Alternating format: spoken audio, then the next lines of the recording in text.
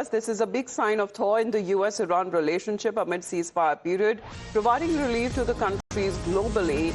Iran has finally decided to open the conflict-torn maritime choke point, which is the Strait of Hormuz, for all commercial vessels, just a day after the ceasefire was announced by Trump between Israel and Lebanon.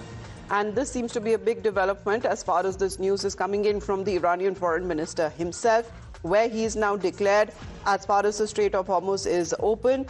But on part of President Trump, he is now been talking about as far as the naval blockade of the U.S. Navy is concerned. That, however, will continue. But the statement that mentions the details of Iran's foreign minister did not clarify when he announced that the passage during ceasefire was completely open for all commercial weapons. But if there are any conditions that has now been laid, especially when it comes to the civilian vessels that are only permitted to go through the Iranian designated route, and military vessels, now what is being said, would be still prohibited to pass through. Now, seems to be referring to a set of new orders stating that it aligns with the terms of the new ceasefire agreement. However, it is not being clarified whether it comes to the passage during the ceasefire was completely open for all commercial vehicles. But on part of United States, the naval blockade, however, continues. Well, good morning, Mayank. This seems to be a thaw and a very welcome step there. Iran saying that the Strait of Hormuz is open for commercial weapons, vessels, I beg your pardon. And President Trump, however, says thank you, but the naval blockade will continue. So I remember a phrase which was used by President Donald Trump, which was bombing to the Stone Age. And that was specifically about the Strait of Hormuz, that if Iran was not going to open Strait of Hormuz, US forces or the combine of Israel and the US will bomb the Iran to the Stone Age. And today what you see is actually that Iran itself has said that it has opened the Strait of Hormuz, and which is as normal as it was before 28th of Feb actually. So what you see is such a massive change which has come. And now the only sticking point which remains to be discussed between the US and Iran in this case, because these are the two bilateral sides which are talking for the negotiation, and which is ending, as of now, ceasefire is ending on 22nd of April. But this is the biggest change which could have come, because for Iran, this was the strategic tool which it had used to compel every side to come to the negotiating table. So as you have rightly termed, it is biggest thaw actually in the issue which was remaining in the Middle East, and which we had always been terming that it is a big war and it was affecting the whole globe. So Strait of Hormuz, which was affecting the fuel security, energy security for larger nations, manufacturing capabilities of at least Asian nations, which included the countries like China, India, Japan, South Korea, these will have a sigh of relief. The other point which I need to bring out is actually the cost of living. So what we see is actually it was affecting economically and in such a way that cost of living for everyone was changing differently and was going up. So this has so many ripple effects. So not only the negotiations which are going to, which are expected to take place, second round of negotiations. But more or less, when it comes to these statements are coming in from President Trump himself, ma'am, because first he seems to be making the announcement that Iran has agreed to hand over the enriched uranium. Now he's also talking about the reopening of the Strait of Hormuz. Is Iran actually agreeing to all of the terms and conditions to what President Trump seems to, however, be saying? Because that also remains a mystery, because if the second round of talks will happen or not, because now we are looking at as far as when it comes to, resuming of the Strait of Hormuz. Of course, the immediate effect that we have now looked at is the Brent crude prices falling sharply, and that to below the $100 per barrel mark. And this is after multiple weeks that we are looking at this situation. Please do stay on with us, because now we talk about President Trump, who has declared his support for the move on part of Iran, but he has added a caveat saying that the US naval blockade of Iranian ports would still remain in place pending the completion of final political deal with Iran. President Trump has also said this week that the next round of US-Iran talks could begin, but if these talks drag on or fail, then the US military might be tasked with continuing with the blockade. So with so much still uncertain, we set out to answer, especially when it comes to the pressing questions about the blockade, and this is what President Trump said. This will be a great and brilliant day for the world, because Iran has just announced that the Strait of Hormuz is fully open and ready for business and full passage.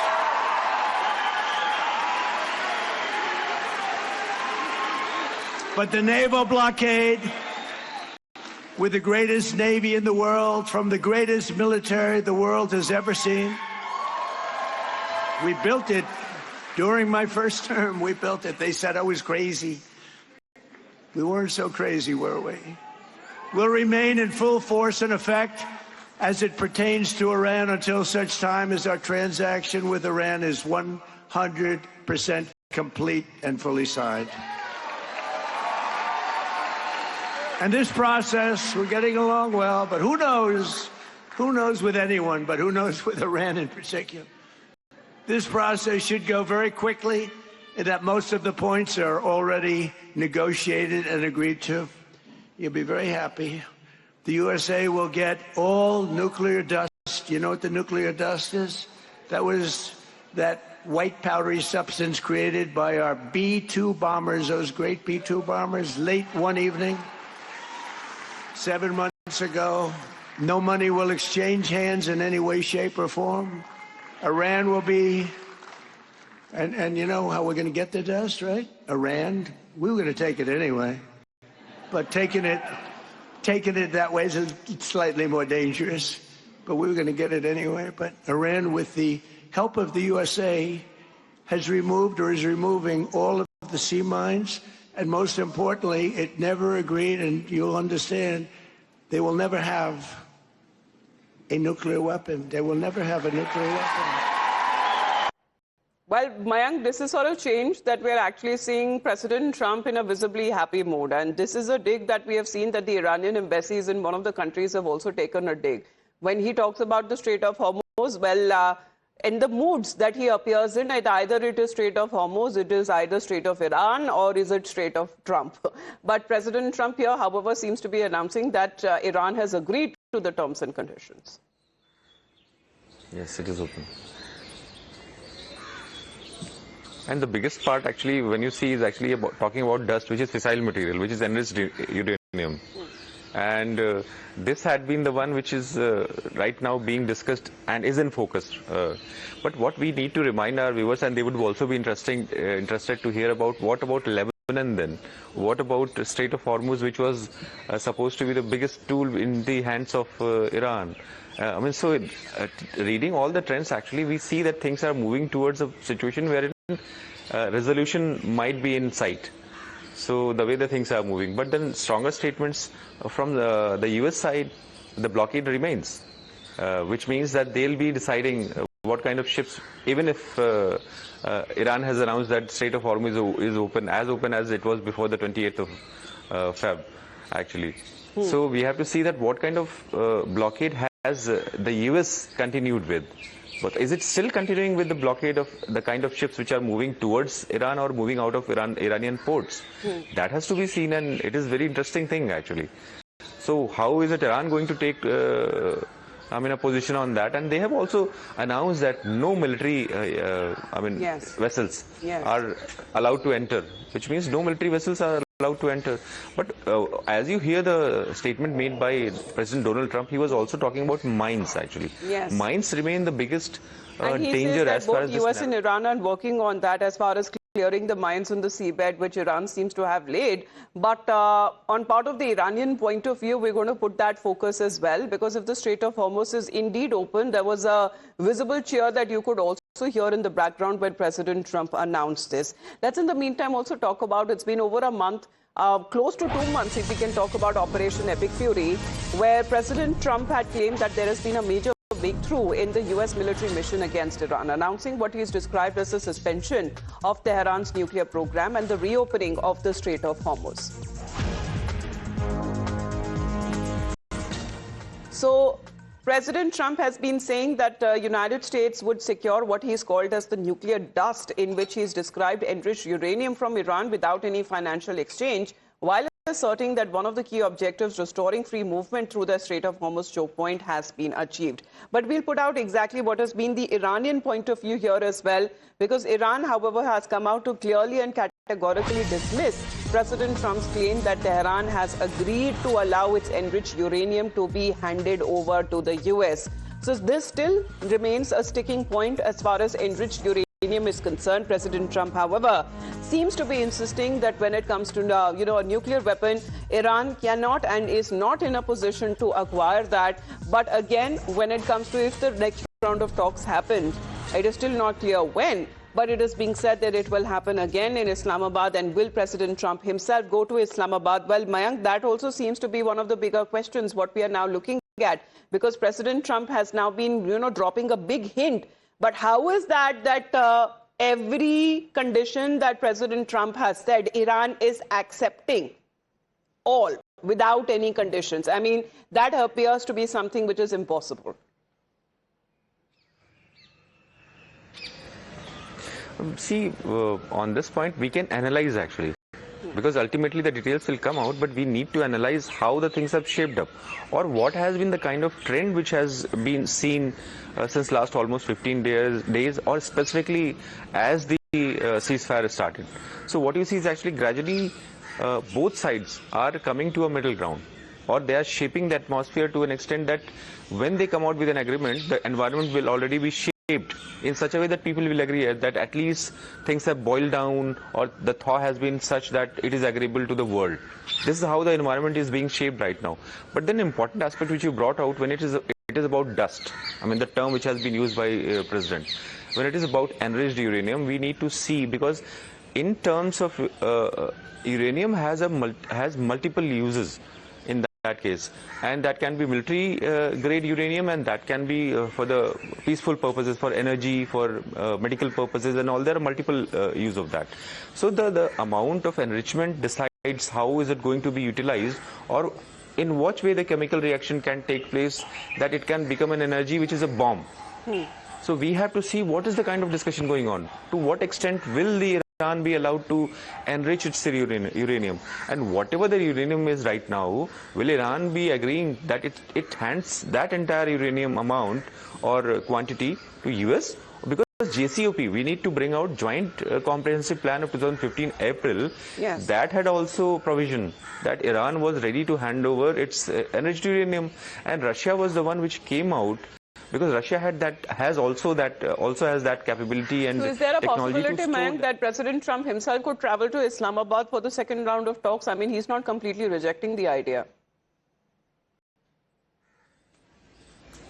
Absolutely, because he had sent the emissary, which is the vice president, and who has been seen as the voice which was against this operation, because Iran was also agreeing to him that he comes out, that he will be able to understand their viewpoint. So it is going to be one of the biggest announcement for the time being, or for this decade. I mean, if you see, watch out. So you may, let us not deny that yes, situation. There's a lot of back-channel talks and movement that seems to be happening on part of the countries, which seems to be playing the role of a negotiator here. But it seems that President Trump has once again voiced his disappointment with NATO. Let's put out that breaking update on what President Trump has now been saying on NATO allies, because his criticism continues while commenting on the developments in the Strait of Hormuz, saying that the alliance was ineffective during earlier tensions, arguing that they needed us instead. And speaking on the situation, President Trump has now said that he had been contacted by NATO after Iran's announcement to restore commercial access through the strategic waterway. And now that the Strait of Hormuz situation is almost over, he says that he received a call from NATO if they would like some help. Well, President Trump now said that I required your help around 2 months ago, but I don't really need your help anymore. Well, let's listen into what he has now said. And now that the Hormuz Strait situation is almost over, I received a call from NATO asking if we would like some help. Thank you very much, NATO. And I told them I would have liked your help 2 months ago, but now I really don't want your help anymore. Because they were absolutely useless when we needed them. But actually, we never needed them. They needed us. They need us. They need us so badly. Well, I guess he wanted you to say not 2 months ago, but 2 weeks ago, Mayank, because President Trump has referred to NATO to be as a paper tiger, suggesting that NATO members only reached out after developments had stabilized. And now he says that the Strait of Hormuz situation is over. Then what's the point? I don't need your help. I never needed your help. In fact, when he was making appeals, there were countries which came out openly saying that it was not their war. And not in so many words, but then they definitely in so many words, actually. In a way, they were hinting that only. So what you see, I mean, specifically, we can name the countries like UK, France, or Germany, or, I mean, even Italy. Directly, they were not involved. Indirectly, they were. I mean, there had been lots of reports that indirectly they were. And to the extent that Italy was ready to send its air defense equipment also to participate with the war. So what you see is actually, I mean, viewers would also appreciate that the way the things have shaped up, I'm using this word shaped up, in this war, Middle East war, it is going to make people re-evaluate the kind of arrangements which still continue. And NATO is one of it, which is Cold War arrangement which has been taking place. So there will be some kind of a rethinking amongst the people, because if this happens next time and in such a way that they are not ready for the war, how are they going to behave with this war? So NATO becomes and the countries allies. If we use the term allies, because in this case, I mean, if they were allies, how did they participate in the war? That has also to be seen. Yes. So it becomes interesting to see that if NATO was not ready, the countries were not ready. So it is all analytical till now and mainly dependent on what President Trump has been saying. However, Iran agreeing that the Strait of Hormuz has been opened only for commercial vessels. Again, I beg your pardon. But this seems to be one of the talking points there. As Mayank said, that how things are actually shaping up, the devil seems to be in the details there. And that, however, still remains to, be put out. And if the next round of talks actually happen in Islamabad, what would be the sticking points here? Because Lebanon ceasefire has been announced, Strait of Hormuz has been reopened. And now what President Trump has been saying as far as nuclear dust or enriched uranium that Iran has agreed to hand over. Iran, however, has been denying this very point by the President of the United States. We'll get you more back after a short break. You're watching Times Now.